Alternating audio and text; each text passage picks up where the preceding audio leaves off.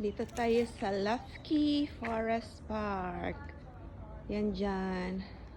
Doon may cafe doon at reception for the different activities. May small ano dito, coffee din. Yan mga lake.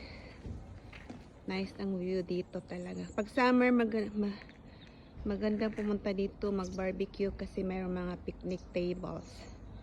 Ngayon walang masyado kasi weekdays at saka maulan-ulan. So sa weekend maraming tao dito. Maraming mga boats dito for rent. Ay ito private at boat tours. Ayan. Tapos ito for hire tong mga boats na to, self-driving yan. Papunta doon sa may castle doon, o sa bandang doon may castle doon. Yan, for hire per hour ata.